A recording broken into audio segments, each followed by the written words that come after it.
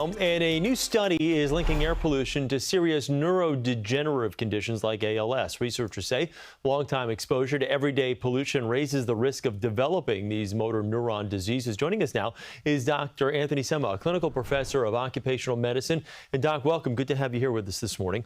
Let me just ask you, what kinds of pollution, air pollution, are we talking about specifically?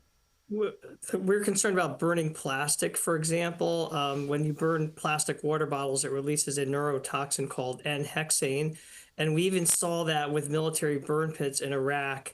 In my book, Rogue B, you can see that one of the KBR contractors developed something that was similar to the new study with an ALS-like picture.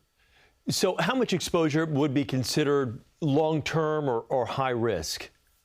So in this study, it showed that the people who had occupations that were trades oriented, but didn't really explain what they actually did, probably had the most exposure. So higher concentrations are associated with more exposure. And this is in Sweden, which is a relatively clean, air environment. So this pollution, does it affect only those? I know we mentioned ALS before. Does it affect only those with ALS, or can it affect others with neurodegenerative diseases, for example, Alzheimer's?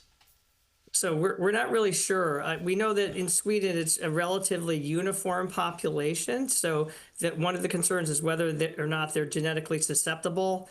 And then they get this second hit, they get this environmental insult. But if you have underlying risk factors, that's certainly going to trigger something worse.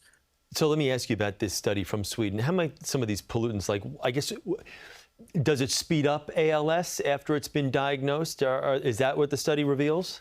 Well, the study really shows when they looked at siblings and those who were exposed to more pollution, there was a higher risk of being diagnosed with ALS. So, and they were more severe. So that it's a uniform population study. Certainly, there are going to be other studies that'll need to follow this. This concept has been in the literature for a while now, so this was probably the best controlled study to date. Anecdotally, we have seen something similar to this early on during military burn pits in Balad, Iraq, but we haven't followed up on things like that, and that's certainly a worse exposure where they were burning 10 acres of trash for 100,000 soldiers. Was there anything in this study that really stood out to you as kind of an eye-opening revelation? I think at first glance, anybody in the general public would not link air pollution to ALS, but we know that inhaling burn chemicals and particles can get into your body and can circulate throughout your nervous system. So it's not a implausible hypothesis. And I guess the question to you, as far as exposure, I mean, we anecdotally we have stories of 9/11 survivors, of how long they were in the pit before down the line it led to certain cancers and things like that.